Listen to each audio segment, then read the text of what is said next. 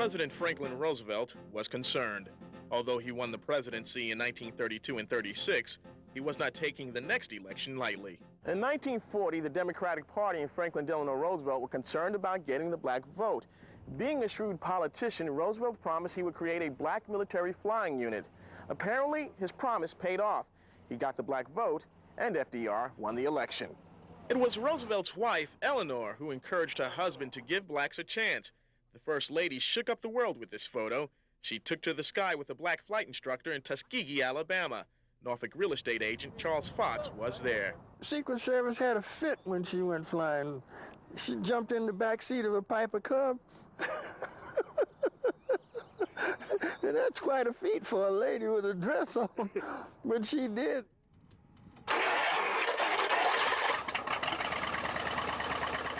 In 1941, construction of Moton Field began in Tuskegee, Alabama, the place where blacks will learn how to fly and fight. He went to the expense of $2 million+ to build a separate field.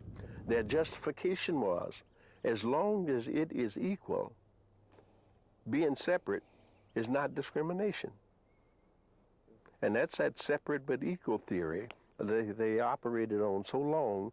Emmett Hayes lives in Hampton now. He remembers the pressure. You felt that you always were under the, you couldn't make a wrong move because it would reflect unfavorably on you and on the race that you represented.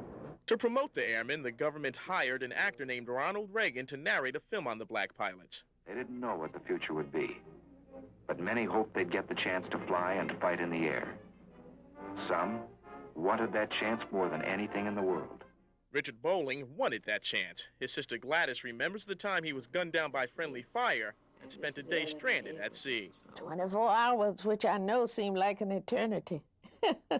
And then it would, turn dark. He had to spend the night there.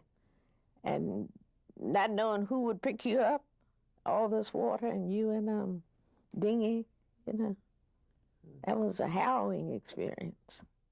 These are the kind of stories Roosevelt Lewis wants to keep alive. He does so by keeping Moton Field in Tuskegee open. President Truman, with the stroke of the pen, signed the order, an executive order, integrating the military. That would not have been possible, I submit to you, had it not been for the example of the Tuskegee Airmen. It doesn't really stay on my mind as being a part of history, but I guess it must be, because the older I get and the farther we get away from that era, people are more interested and they insist that it's history. And I'm beginning to believe that. I'm beginning to believe that. Jonathan Costin, 13 News.